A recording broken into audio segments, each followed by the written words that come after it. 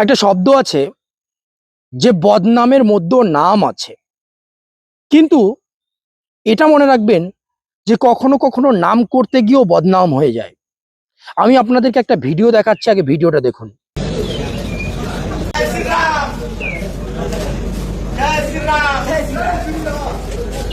দেখলেন, ভগবান রামের নাম হচ্ছে একটা শ্রদ্ধার জিনিস।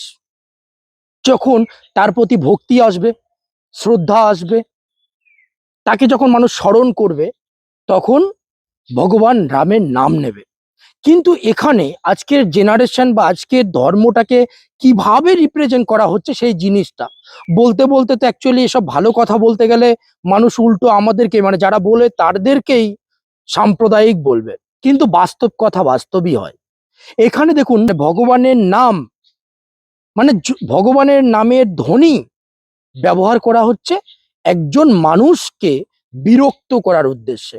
একজন মুসলিম সম্প্রদায়ের মানুষ, সে দাড়ি টুপি পরিহিত মানুষ, সে তার রাস্তা দিয়ে সে নিজ মনে সে হেঁটে যাচ্ছে, কিন্তু যুবকটার মাথায় কি ধরনের ধর্মীয় জ্ঞান ঢুকিয়ে দেওয়া হয়েছে যে সে ভগবান রামের নামের স্লোগান দিয়ে, ধ্বনি দিয়ে সেই মানুষটাকে বিরক্ত করতে চেষ্টা করছে।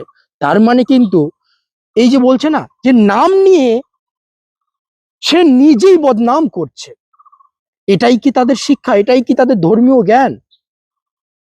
এই প্রশ্নগুলো হয়তো যারা শুনবে, যারা এটাকে সমর্থন করছে, এই জিনিসগুলোকে আজকের এই দিনের যে মানে এইভাবে স্লোগানিং করে মানুষকে বিরক্ত করা, এইভাবে নামটাকে, ভগবানের নামটাকে বদনাম করার যে অপচেষ্টা, এই জিনিসটাকে যারা সমর্থন করছে তারা অ্যাকচুয়ালি ধার্মিক নয়, তারা অ্যাকচুয়ালি রাজনৈতিক স্বার্থের দ্বারা অনুপ্রাণিত, রাজনৈতিক চক্রান্তের দ্বারা অনুপ্রাণিত।